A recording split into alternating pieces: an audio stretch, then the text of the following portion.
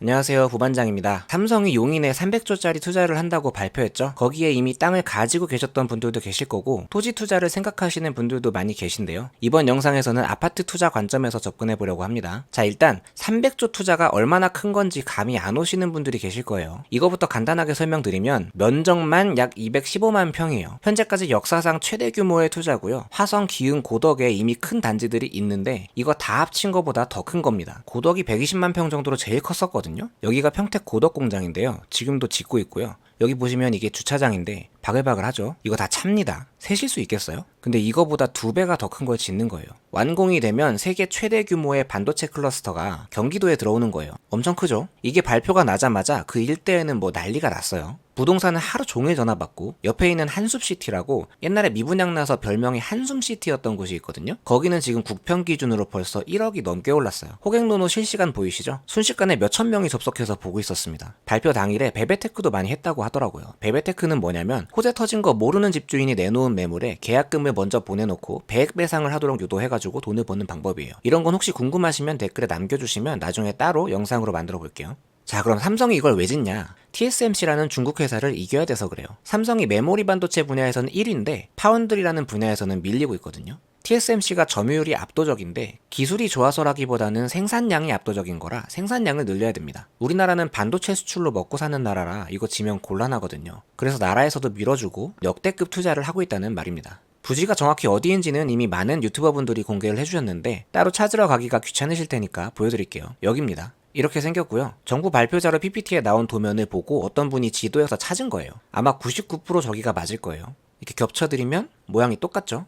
용인시 처인구 남사읍하고 이동읍에 걸쳐서 있고요. 뉴스 헤드라인은 남사읍이라고 나오고 있는데 사실 이동읍 면적이 훨씬 더 많습니다. 일단 이게 발표가 되면서 남사읍이랑 이동읍은 전부 토지거래 허가구역으로 묶였어요. 토허가로 묶이면 거래가 안 돼요. 토허가가 뭐냐면 여기에 부동산을 왜 사려는 건지 그 이유가 타당하지 않으면 사지 말라는 거예요. 한마디로 투기하지 말라는 거죠. 근데 예외는 있습니다. 주거용의 경우는 60제곱미터 이하면 허가 없이도 살 수 있고요. 직접 들어가서 몸테크할 생각이어도 살 수 있습니다. 참고로 토허가가 묶이는 기간은 3월 20일부터 해서 3년이고요. 3년 지나면 연장이 될 수도 있습니다.